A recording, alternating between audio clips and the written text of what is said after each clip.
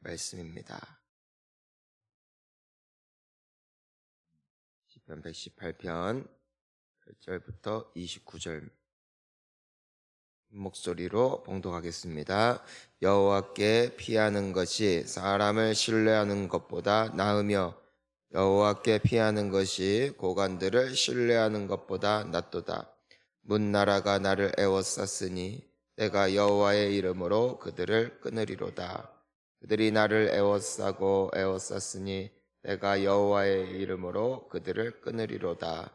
그들의 벌들처럼 나를 애워쌌으나 가시덤불의 불꽃이 다 없어지나니 내가 여호와의 이름으로 그들을 끊으리로다. 너는 나를 밀쳐 넘어뜨리려 하였으나 여호와께서는 나를 도우셨도다. 여호와는 나의 능력과 찬송이시오 또 나의 구원이 되셨도다. 의인들의 장막에는 기쁜 소리 구원의 소리가 있으며 여호와의 오른손이 권능을 베푸시며 여호와의 오른손이 높이 들렸으며 여호와의 오른손이 권능을 베푸시는도다. 내가 죽지 않고 살아서 여호와께서 하시는 일을 선포하리로다. 여호와께서 죽음에 넘기지 아니하셨도다. 내게 의의 문들을 열지어다. 내가 그리로 들어가서 여호와께 감사하리로다. 이는 여호와의 문이라 의인들이 그리로 들어가리로다. 주께서 내게 응답하시고 나의 구원이 되셨으니 내가 주께 감사하리이다. 전축자가 버린 돌이 짐 모퉁이의 머릿돌이 되었나니 이는 여호와께서 행하신 것이요 우리 눈에 기이한 바로다. 이날은 여호와께서 정하신 것이라 이날에 우리가 즐거워하고 기뻐하리로다. 여호와여 구하옵나니 이제 구원하소서. 여호와여 우리가 구하옵나니 이제 형통하게 하소서. 우리가 여호와의 집에서 너희를 축복하였도다. 여호와는 하나님이시라. 가 우리에게 빛을 비추셨으니 밧줄로 절기제물을 제단불에 멜지어다. 주는 나의 하나님이시라. 내가 주께 감사하리이다. 주는 나의 하나님이시라. 내가 주를 높이리이다. 여호와께 감사하라. 그는 선하시며 그의 인자하심이 영원함이로다. 아멘. 이 말씀이 또한 우리에게 생명의 말씀인 줄 믿습니다. 오늘 이 시편 기자는 우리에게 당당하게 선포합니다. 그것은 우리 모두에게는 어려움이 있겠지만 여호와께 피하는 자가 복이 있다는 것입니다. 여호와께 피하는 것이 8절을 보니까 8절부터 보니까 뭐라고 되어 있냐면 여호와께 피하는 것이 사람을 신뢰하는 것보다 나으며 여호와께 피하는 것이 고관들을 신뢰하는 것보다 낫도다. 사람을 신뢰하는 것, 또 가진 자들, 힘이 있는 자들을 신뢰하는 것보다 여호와께 피하는 것이 훨씬 낫습니다. 여러분, 힘든 얘기는 하나님께 하는 겁니다. 눈물은 하나님 앞에 쏟는 겁니다. 그 대상이 사람이 되면은 나중에 반드시 탈납니다, 여러분. 여러분들이 말을 누군가에게 뱉는 순간 그 말은 비밀이 아닙니다. 절대로 말하면 안 돼요. 그 사람은 말하게 돼 있습니다. 무의식 중에라도 말하게 돼 있습니다. 어떤 식으로라도 흘러갑니다.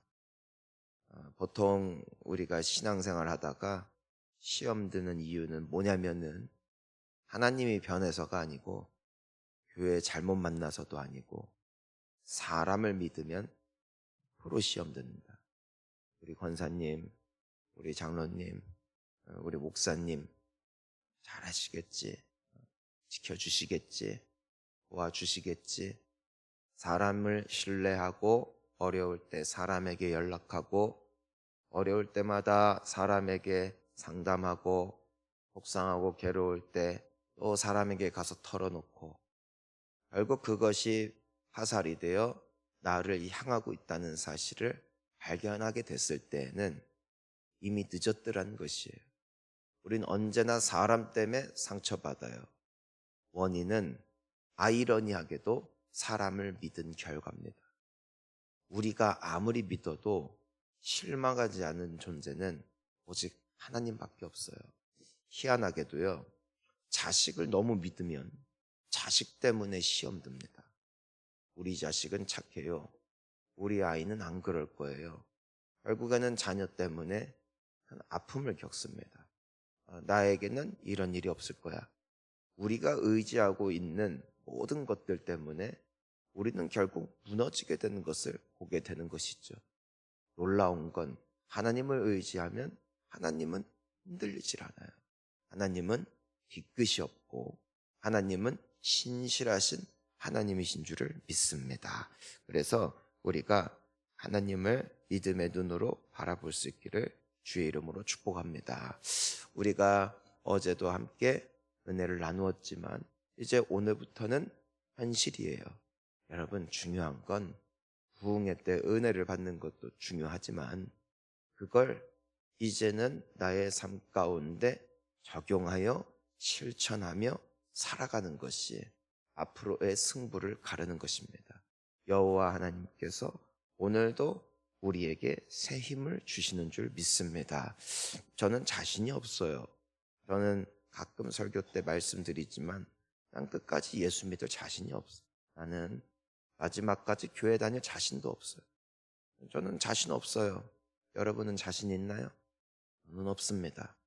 하지만 하나님이 힘 주시면 할 수 있고 하나님이 붙잡아 주시면 저는 감당할 수 있기에, 그래서 우리는 오늘도 예수님이 필요한 줄 믿습니다. 그래서 신앙생활할 때 주님께 피하고 주님을 의지하고 힘이 빠질 때마다 새 힘 주시는 주님께 나아가야지, 힘도 못 주고 위로 정도 해줄 수 있는 사람에게 가봤자 힘도 안 나. 그래서 신앙생활을 오래 했어도 힘이 빠지는 이유는 힘을 주시는 이에게 나아가지 아니하고 그냥 잘할 수 있어, 힘내, 말로 격려해주고 위로해줄 수 있는 존재에게만 나아가기 때문일 수도 있다라는 사실입니다. 그러니까 위로하는 대상에게만 가지 마시고 정말 도우시는 분에게 나아갑시다. 자, 그래서 결국에는 우리는 하나님 때문에 하나님 품 안에서 승리를 보게 될 것임을 우리는 볼 수가 있는 것입니다. 기도하는 자는 망하지 않는 줄 믿습니다. 우리 또 15절부터 쭉 보면은 하나님은 어떤 분이시냐면은 버려진 인생을 언제라도 쓰실 수 있는 반전의 하나님이세요. 반전.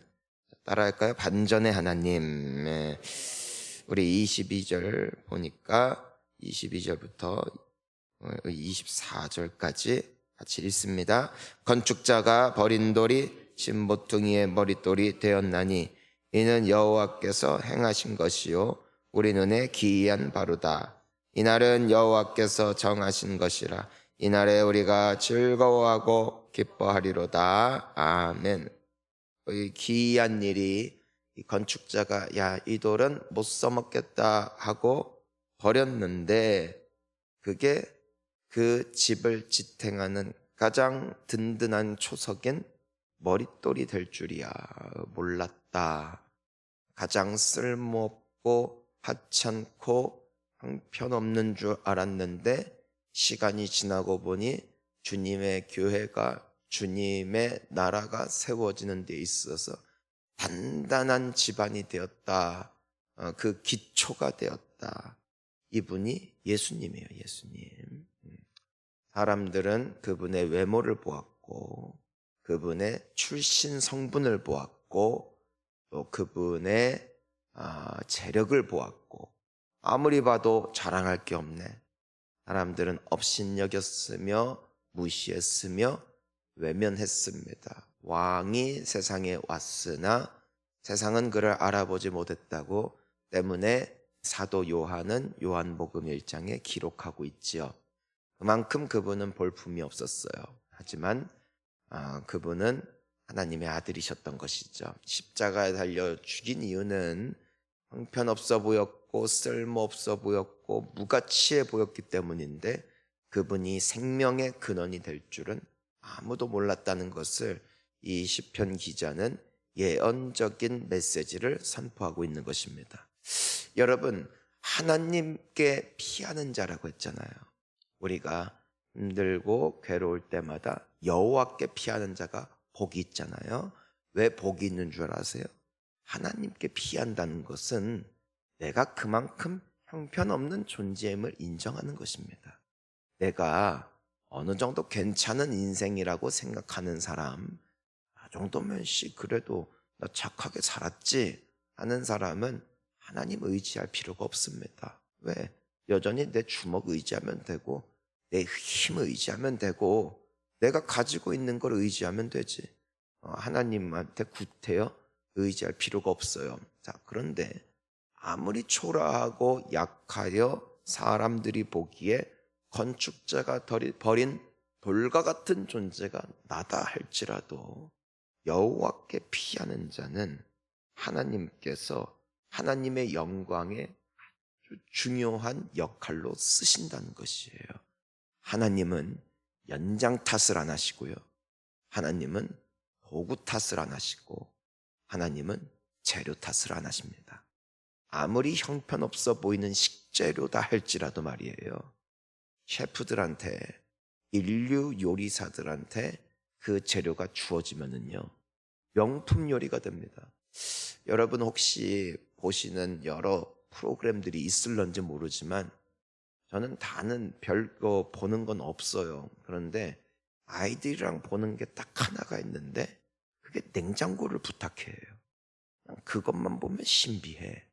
왜냐면은 이 냉장고를 열어보면은 일반 여느 가정집 냉장고와 다를 바 없는 평범한 냉장고예요.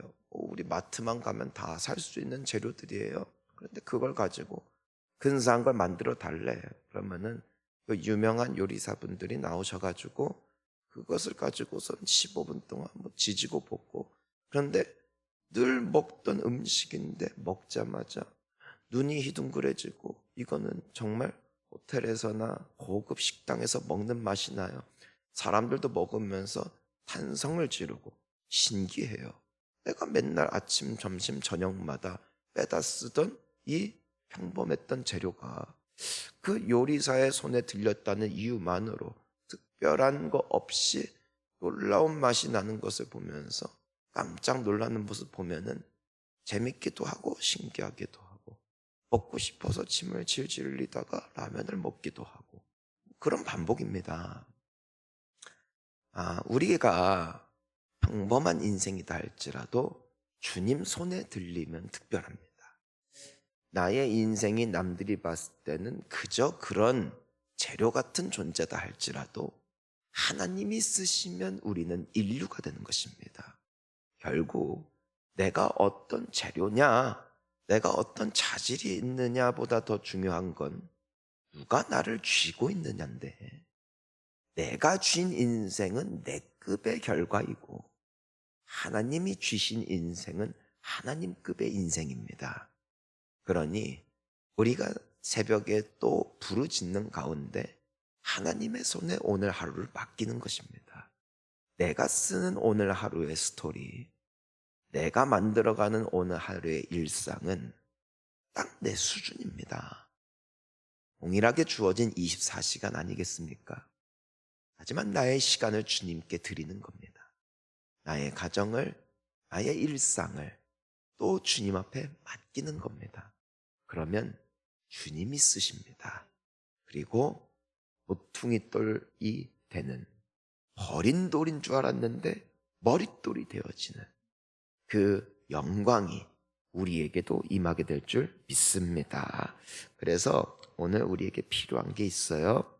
우리 25절부터 보니까 자, 같이 25절부터 우리 27절까지 같이 읽어보겠습니다. 시작. 여호와여 구하옵나니 이제 구원하소서. 여호와여 우리를 구하옵나니 이제 형통하게 하소서. 여호와의 이름으로 쓰며 우리가 여호와의 집에서 너희를 축복하였도다. 여호와는 하나님이시라. 밧줄로 절기제물을 제단불에 멜지어다. 아멘. 자, 우리 28절, 29절도 있습니다. 주는 나의 하나님이시라. 내가 주께 감사하리.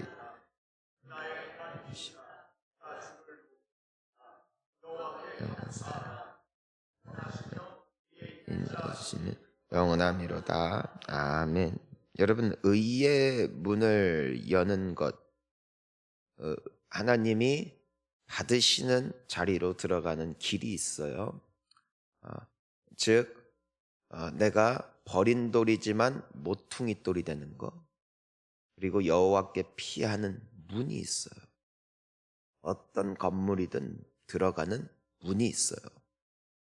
문을 통과해야 들어가지, 엉뚱한 데로 들어가지 못하는 것처럼 여호와께 들어가는 문이 있는데 그게 바로 감사입니다. 감사하는 겁니다. 감사. 여호와께 감사하는 거예요. 19절에 보니까 내게 의의 문을 열지어다. 내가 그리로 들어가서 여호와께 감사하리로다 했어요. 감사하리로다. 그러니까 여호와의 문에 들어가 감사. 가장 먼저 드리는 고백이 감사예요. 성전문을 열고 가장 먼저 주님께 드리는, 하나님이 기뻐하시는 고백은 감사예요. 감사를 잊어버린 백성은 망합니다. 감사를 잊어버린 인생은 망하게 돼 있습니다. 이번에 우리가 배운 신앙의 기본기 중에 네 번째가 무엇이었어요? 손바닥만한 구름을 보고 감사하며 소망과 기대 가운데 나아가는 자는 눈빛이 살아있어요.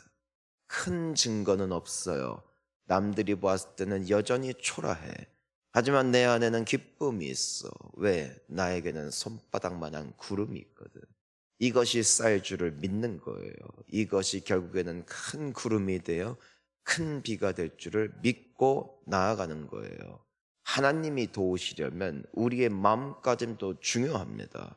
아무리 나를 이끄는 그분이 강하고 위대하시다 할지라도 따라가는 자의 마음이 열려있지 않으면 그 합은 맞지 않습니다. 요즘에는 월드컵 시즌이에요. 감독과 선수들 간에 불화가 일어나는 팀은 망해요. 신기해요. 선수들이 아무리 16급이어도 감독과 틀어지면 그 팀이 깨져요. 아무리 전 세계에서 가장 위대한 선수다 할지라도 선수들 간에 불화가 일어나니까 팀워크가 깨져요. 하지만 이번에 제가 어떤 나라인지는 제가 기억은 다 안 나는데 한 나라의 인구수 다 합쳐봐야 50만 명이야. 그런데 8강까지 갔죠. 아마도 거기가 아프리카 어떤 나라였던 걸로 기억하는데 8강까지 갔고, 제가 기억하기로는 그 아르헨티나라는 지금은 세계에서 제일 잘하는 나라들 중에 한 곳을 거의 패배 직전까지 끌고 갔을 만큼 엄청난 힘과 폭발력과 또 사람들에게 감동을 주게 된 사건이 있어요. 그들은 하나 된 거예요. 하나. 정말 하나 되고 함께 그 감독의 지시를 따르고 선수들 간에 으쌰 의기투합하니까 그런 약소국이고 첫 월드컵 출전이었음에도 불구하고 굉장한 기록을 남기며 사람들에게 반향을 일으킬 수 있었다는 것이죠. 하나님이 우리를 사랑하시고 하나님은 전략가세요. 하나님은 지혜가 있으세요. 그런데 내가 불평이 습관이 되잖아요. 그러면 합이 틀어져. 하나님은 나를 인도하시는데 나는 삐졌어. 하나님께서 나에게 자, 화이팅 하자. 오늘도 우리 힘을 내자. 내가 너에게 능력을 공급해 줄 것이다. 말씀하셔도 내가 자빠져 있고 회의주의에 빠져 있고 낙심에 빠져 있고 절규하고 있으면 하나님은 같이 뛸 준비가 돼 있는데 선수가 자빠져 있으니까 그 경주가 원활하게 진행이 안 되더라는 것입니다. 즉 하나님은 이미 준비가 되셨습니다. 이젠 우리도 중요하다는 것입니다. 마음까진 말이에요. 감사하시고 소망을 품으세요. 그러니까 우리가 그리고 그 가운데 기도하는 거예요. 좀 그래서 그 말씀을 믿어요. 항상 기뻐하라. 무엇 가운데? 소망 가운데 기뻐하는 거예요. 작은 손바닥만한 은혜 보고 기뻐하는 거예요. 쉬지 말고 기도하라. 범사에 뭐하라? 감사하라. 이는 너희를 향한 하나님의 뜻이다 하셨어요. 하나님이 우리에게 그 마음을 가지고 그 정신 상태를 가지고 달려가자라고 우리를 독려하고 계시는 것이에요. 오늘도 소망 가운데 기뻐하시고 오늘도 기도하시고 오늘도 감사합시다. 감사의 마음. 하나님 나 오늘도 깨워주셔서 감사합니다. 오늘도 은혜 주실 것 믿고 감사합니다. 나를 반드시 멋진 사람들은 나를 버린돌이라 했지만 나를 머릿돌로 삼으실 나를 믿고 감사합니다. 주님과 함께 발맞추어 뛰며 오늘 하루도 믿음으로 승리하실 수 있기를 주의 이름으로 축원합니다. 함께 기도하시겠습니다.